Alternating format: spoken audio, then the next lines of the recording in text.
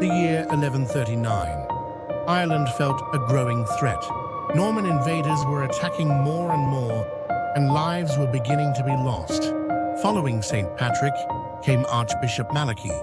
He was a man believed to sense people's true feelings and look into what was to come, guided by God. He had been in Rome, doing the Pope's work, and putting down words for a secret record that no one knew about. Then, for a short time, he was back in Ireland. Thomas, the Archbishop is staying here tonight. People say he might heal your trouble, but he made it clear he wishes to be left alone tonight. Getting to him won't be simple.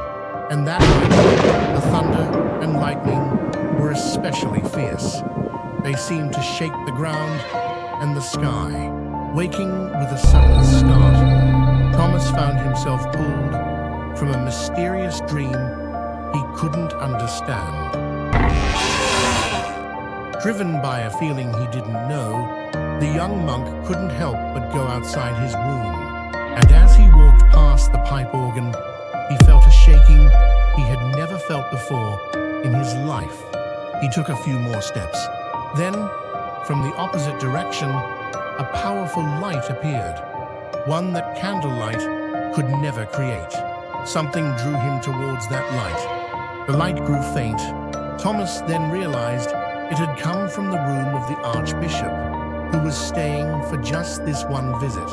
Slipping quietly inside the Archbishop's room, he saw the Archbishop, who looked completely focused, as if lost in prayer. And then, with a shock, the Holy Spirit of Jesus suddenly showed itself before the Archbishop. Words came from the Spirit, words that could not be known. And all at once, the Vatican Palace was seen breaking. Its insides were collapsing, empty and hopeless. In a city of the future, judgment arrived. It felt like Rome somehow, for a reason that was not known. People were seen screaming, looking up at the sky in shock and fear. Oh Lord, what is that? Oh. Startled, Thomas stepped back. That's when he saw the paper lying on the desk. What he saw was a prophecy written by the Archbishop.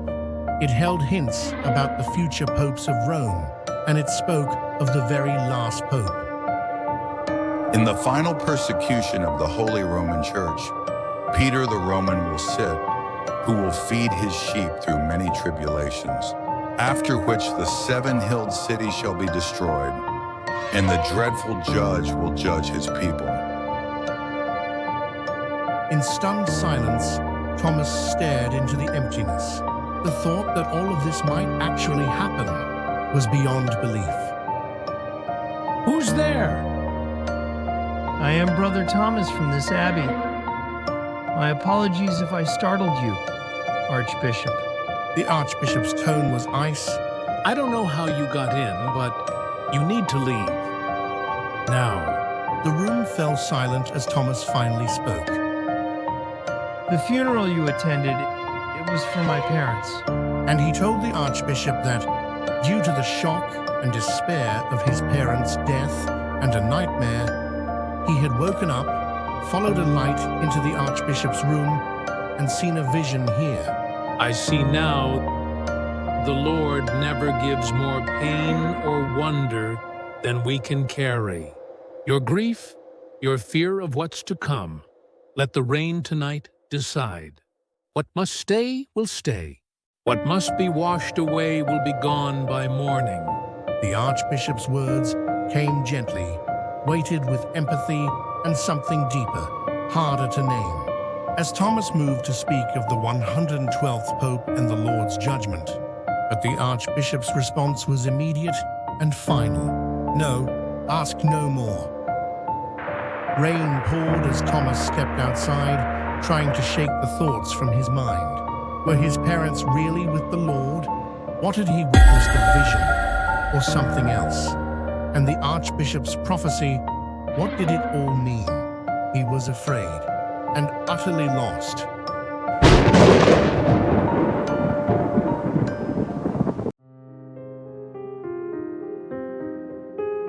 A strange prophecy said to have been passed down from a saint of the 12th century in Ireland, Archbishop Malachy. It is the Prophecy of the Popes. This prophecy first became known to the world more than 400 years later, in 1595, and consists of short Latin phrases listed like a catalogue, symbolizing the names or characteristics of the Roman Catholic popes throughout history.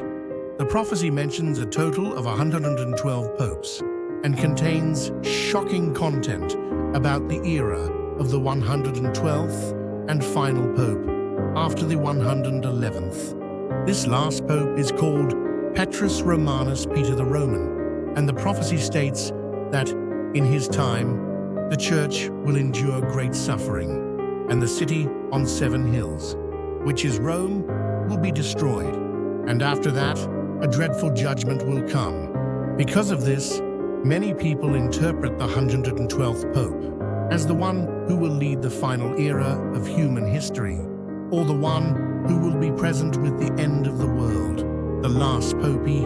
Of course, whether this prophecy was truly written by Saint Malachy or is a forgery created in later times is still a matter of debate among historians.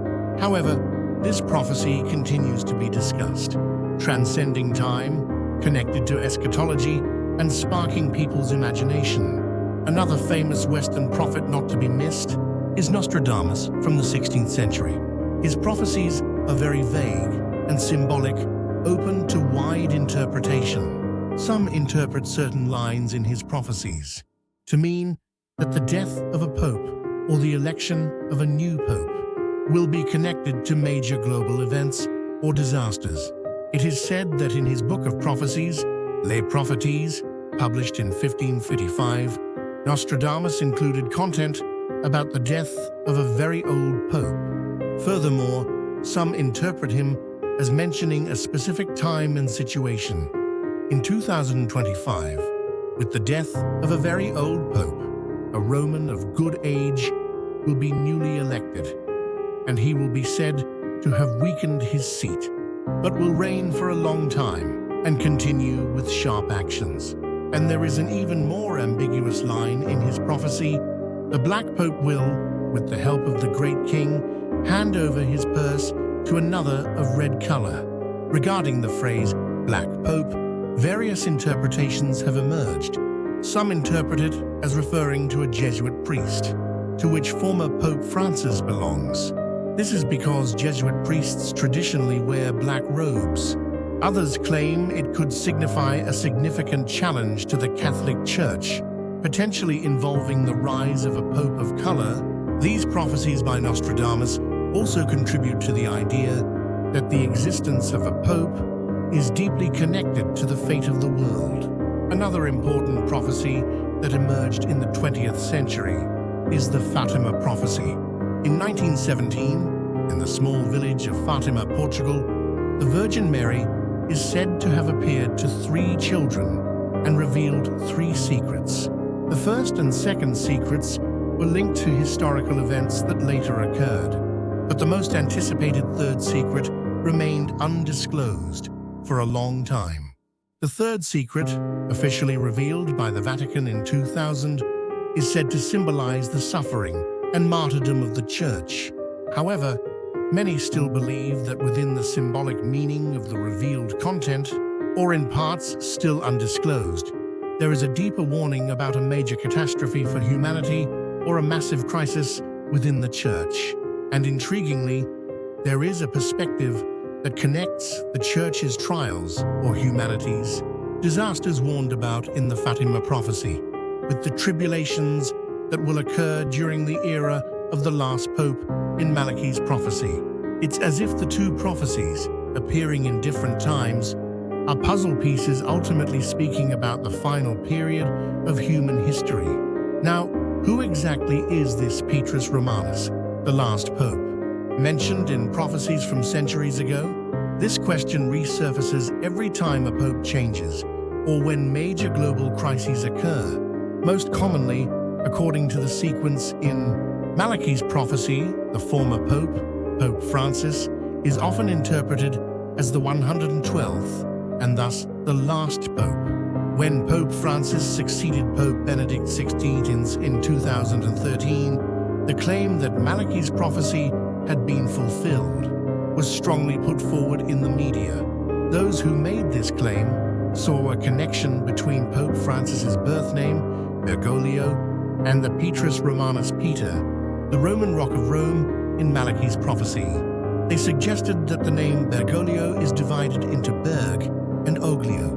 Berg means mountain in English, which can be interpreted as rock or stone, connecting to Peter, meaning rock or stone, the foundation of the church. Oglio is the name of a river in Italy, which could symbolize Italy as a whole, where Rome is located.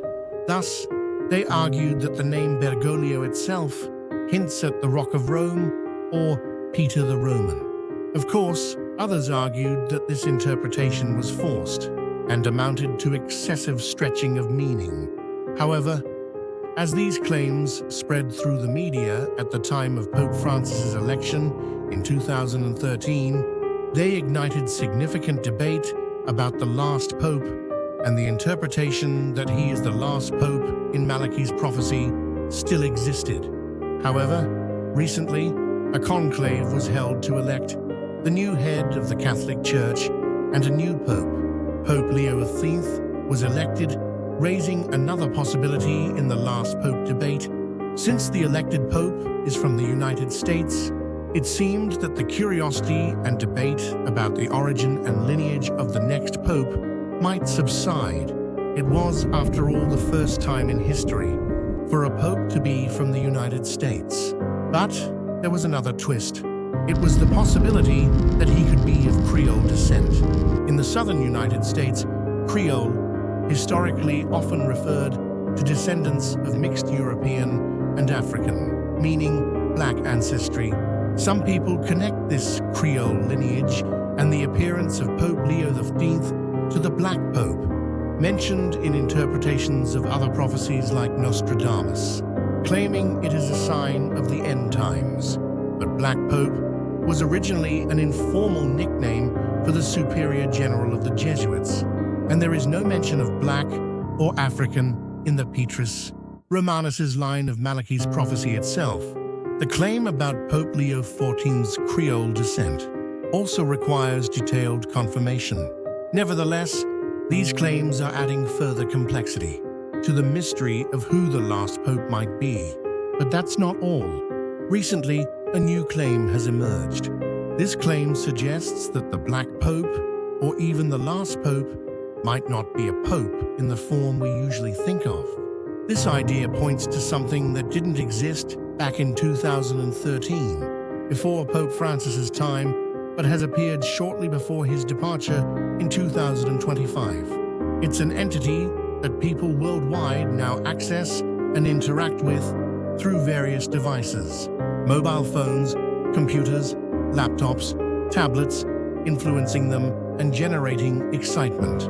This entity is AI. Some are now asking, could AI be the Black Pope in the symbolic sense that Nostradamus spoke of? It's known that former Pope Francis, who was arguably more tech-savvy than any previous pope, warned about the impact and consequences of the misuse and abuse of AI. He is reported to have cautioned at the G7 meeting in Italy in 2023 and at the Davos Forum in 2025 that AI must be controlled responsibly by humans, and that AI and algorithms must not be allowed to determine human destiny. The claim is that the French prophet might have symbolically represented the former pope warning about this Black Pope, this entity that could threaten humanity. Could this be true? In conclusion, no one can definitively say who Petrus Romanus's from Malachy's prophecy is. In 2013, the claim that former Pope Francis's name, Bergoglio, was linked to the prophecy was strong, and it is still possible that he was the last pope according to that interpretation. However, the appearance of the recently elected Pope Leo XIII and the claims about his background, combined with the interpretation of a Black Pope, mentioned in Nostradamus's prophecy open up new possibilities, or perhaps it is not either of these, but a new pope yet to appear who is the true Petrus Romanus of the prophecy. Will Leo XIV be the last pope of the old era or the first pope of a new era? Why are people so focused on and anxious about the last pope? Religious symbolism. The Catholic Church has held a very important place in Western civilization, and the Pope is the figure at its center. Therefore, the end of the line of popes can carry a religious and symbolic meaning beyond a simple change of leadership. It can signify the end of an era for human civilization, projection of anxiety and hope. Eschatological prophecies simultaneously contain anxiety about the future of humanity, disasters, judgment, and hope, the dawn of a new era, salvation. The last pope appears as a significant figure in this end times narrative, and people look to him both for signs of destruction and for the potential to open the door to a new era. The ambiguity of prophecies only fuels various interpretations and endless speculation, making the mystery even deeper. The mystery of the last pope and the end times, which began with St. Malachy's quill centuries ago, has passed through the warnings of Nostradamus and Fatima and continues into the era of the current Pope Leo XIV. Are these prophecies truly predicting the future, or are they products of human anxiety and imagination in uncertain times? The secret that began in the darkness of a medieval monastery extends to the complex international society of the 21st century and the deepest reaches of the Vatican. As several major disasters or events are predicted or prophesied for 2025, there is fearful attention on whether humanity can navigate these difficult times under the era of the new Pope.